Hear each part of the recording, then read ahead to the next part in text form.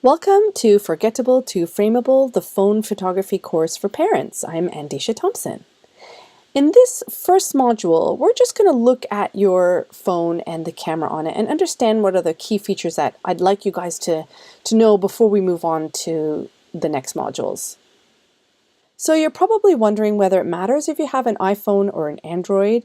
I personally have a pretty recent iPhone, but really it doesn't matter whether you have one or if you have an Android, because what I'm going to look at here are the key features, the kind of foundation of what we want to know before we move on to the other modules.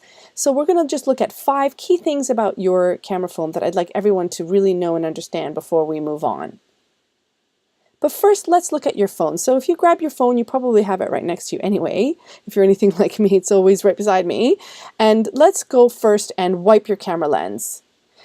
But don't do it with your finger. Most people probably take their finger out and wipe it with their finger, but it creates a bit of a smudge. And that's something that we don't need on our photos. So if you have a cloth nearby, a camera lens cloth, you could do that. Or just, use your sleeve if you need to.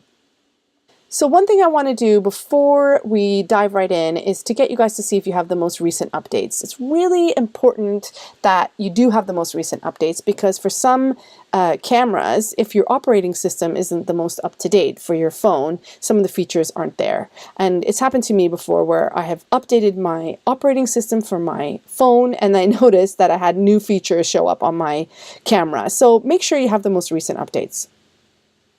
Now let's look at the key features of your camera. So these are the things that I'd like everyone to have a really good foundation about before we move on to the other modules. So you may be familiar with some of them, you may know all of these, but I really want us to understand them really well before we move on. So if you're not familiar with some of them, hopefully by the end of this, you'll have a good understanding of how they work and you'll know how to use them on your phone. So let's go through these. So it's basically, focus is about selecting what's in focus.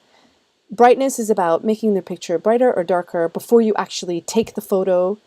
Bursts are really good for action photos. Live photos are really nice for being able to select which image you like and also how to create mini videos from your live photos. So let's dig in. Let's get really cracking.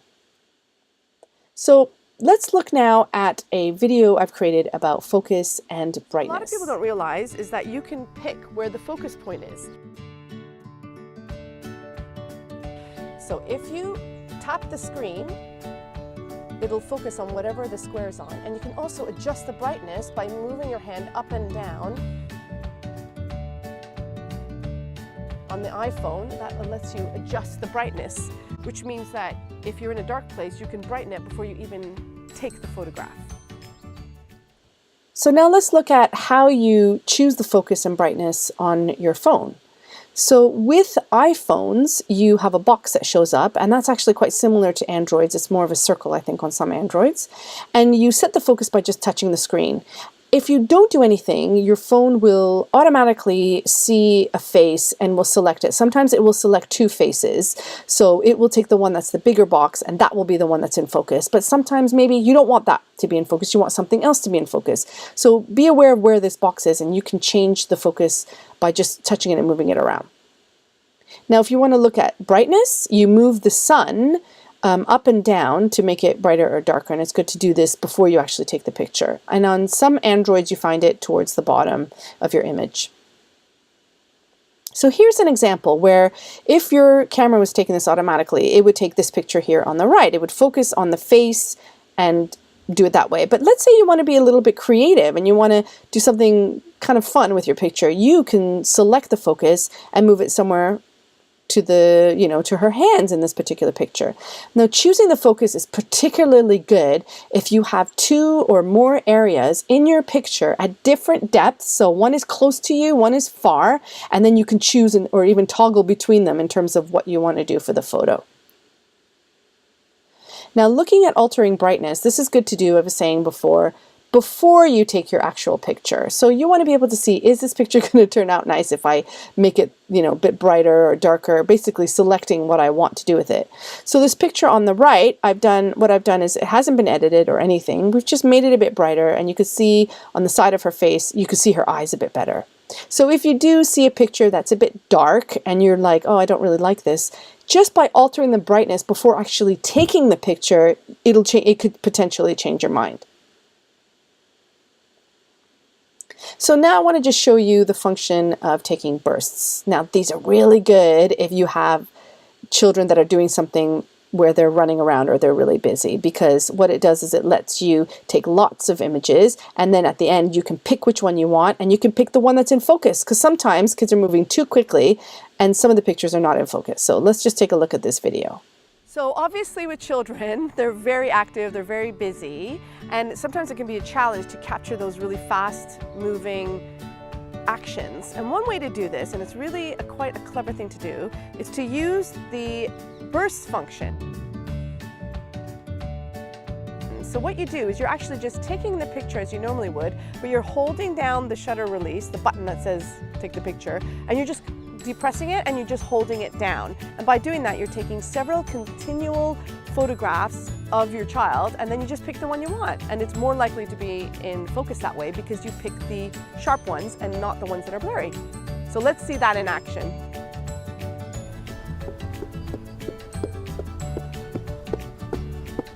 Can I see? Yeah. Okay, now to take a burst on my camera, I basically hold down the shutter button and it takes a series of continuous photos. And that's really basically what you do, and I think most Androids are quite similar to this.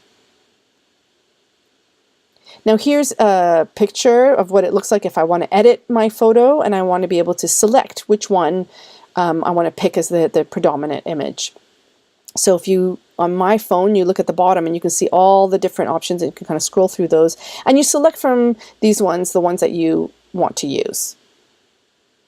So if I hadn't used the burst function, I'd probably end up with the image on the left of her running up. In fact, maybe I wouldn't be interested in this at all because I knew I might not be able to take the picture because she's moving too quickly. But because I have the burst function, I get to choose from so many images, and I think there was something like 38 photos from this particular sequence, and I picked the one that was the most in focus and the closest to me, which is the one on the right. So here now is an example of taking live photos and how to create mini videos with them.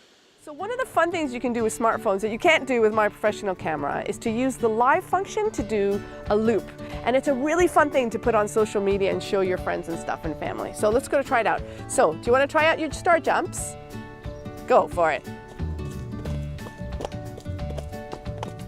So here's an example of a video with that I've made from a live image. I've made it into a mini video. And it's just quite cute. You know, she's jumping around. It's just quite fun. And this is something that I think is really fun for social media. And here's another cute one I've done.